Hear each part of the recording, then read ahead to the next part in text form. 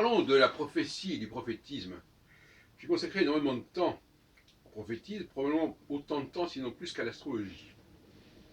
J'ai fait 2 thèses de doctorat, un doctorat d'État et une post-doctorat sur le prophétisme. Donc, j'ai des discussions dans le cadre de mon café Philo McDo, vous pouvez suivre sur notre chaîne de la Subconscience, quotidiennement, 1 heure ou 2 de discussion sur différents sujets, au café Philo McDo, MCDO. Alors,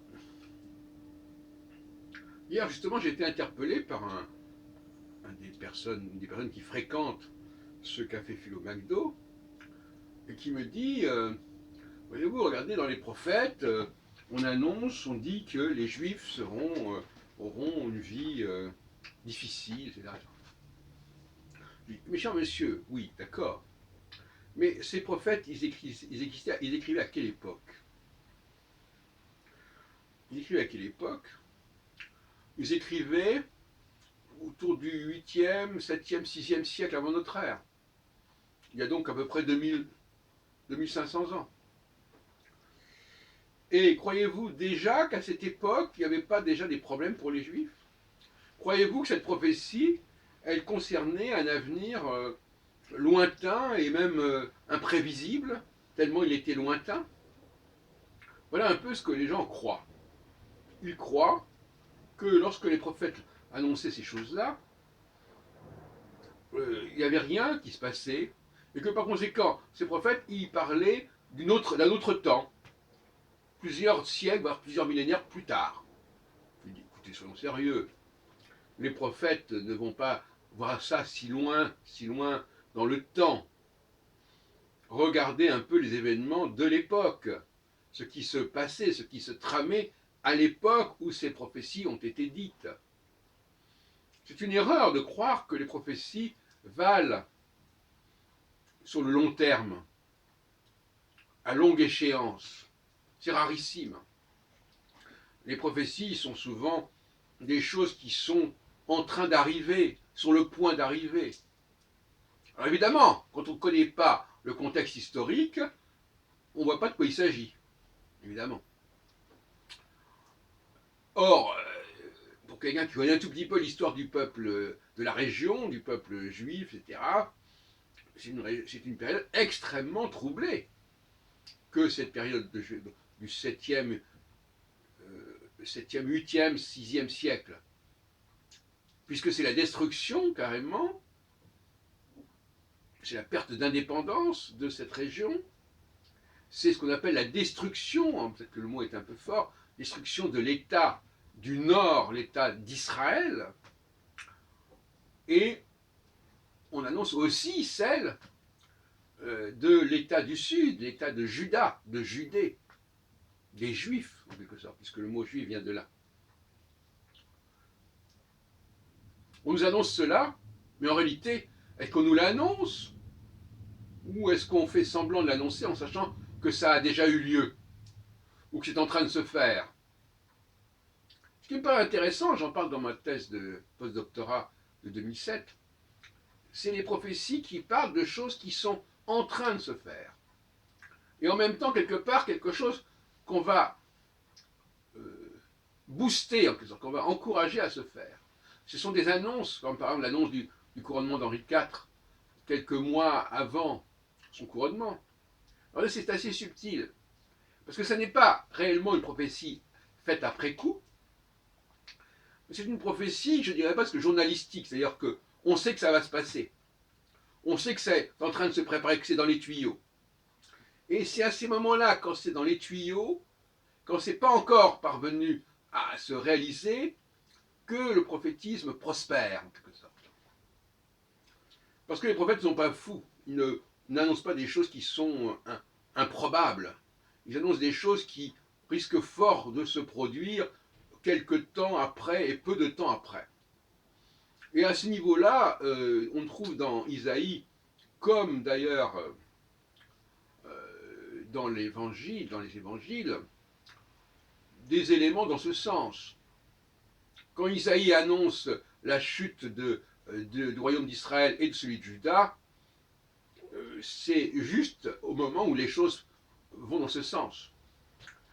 Quand il dit que, bon, on va pas revenir là-dessus, qu'il suffit qu'un enfant ait atteint l'âge de raison, c'est-à-dire 12, 13 ans, pour que les choses arrivent, c'est une façon de s'exprimer, c'est une parabole en quelque sorte. Parabole, oui, c'est ça, on dit, voilà, voilà. De la même façon, quand Jésus dit, ou on lui fait dire que cette génération ne passera pas avant que, bon, bah, c'est aussi une parabole, une façon de dire, voilà, ça sera avant les, pas, ça sera dans une trentaine d'années au plus tard, au plus, ou une vingtaine d'années au plus. Et quand Jésus annonce que le temple de Jérusalem va être détruit, je suis désolé de dire qu'à mon avis, c'était en train d'avoir lieu, hein, ou ça avait déjà eu lieu. Alors c'est facile d'attribuer à un prophète des événements qui sont en train de se faire ou qui ont déjà eu lieu. Or, comment peut-on prouver que ça n'a pas eu lieu? Dans le cas de Nostradamus, par exemple, on peut essayer de montrer que telle édition est parue avant que tel événement n'ait eu lieu, par exemple. Et encore, parce qu'il y a le problème des éditions antidatées. Hein, et ça, c'est courant. Le prophétisme prospère sur l'antidatation, sur la prophétie faite après coup, après l'événement annoncé, ou supposé avoir été annoncé. Donc finalement, est-ce que le prophétisme fait foi? On peut fortement en douter. De la même façon d'ailleurs que dans Matthieu, il est dit qu'il ne faudra pas, que les faux prophètes peuvent tout à fait faire des miracles, des guérisons, et probablement aussi prévoir des choses. Et que ça n'est pas une preuve suffisante pour montrer que quelqu'un est un vrai prophète ou un vrai envoyé. C'est dit clairement. Alors, donc finalement, il faut démystifier le prophétisme et voir qu'il a une fonction politique. De la même façon, je voudrais dire, à propos de l'Église, mais aussi du peuple hébreu, du peuple juif, que, contrairement à ce qu'on croit, on ne va pas d'avant à après, mais on va d'après à avant. C'est-à-dire qu'on dit, l'Église existe, donc tout ce qui prépare l'existence de l'Église doit être vrai. Donc c'est la vérité, la réalité, je dirais même historique de l'Église, qui va valider après coup la réalité de Jésus. De la même façon, concernant le peuple hébreu, c'est la réalité de la pérennité du peuple hébreu, qui n'a rien à envier à celle de l'Église d'ailleurs, qui va valider a posteriori les origines plus ou moins mythiques du peuple hébreu. Et puisque les choses sont devenues ce qu'elles sont devenues, ça nous permet de légitimer la façon dont on raconte que les choses ont commencé.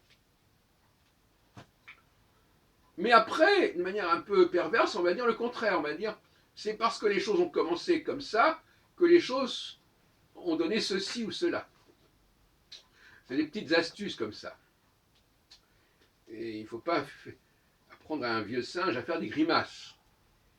Les gens ne sont pas assez prévenus, ils sont trop naïfs, ils sont trop crédules, ils n'ont pas été préparés à ce genre de twist, de transformation des perspectives.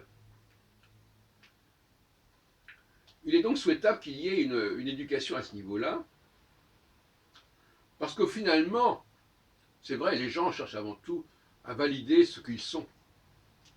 Et leur vérité, c'est celle qu'ils perçoivent ici. Et quand ils regardent le passé, ils le regardent au prisme du présent.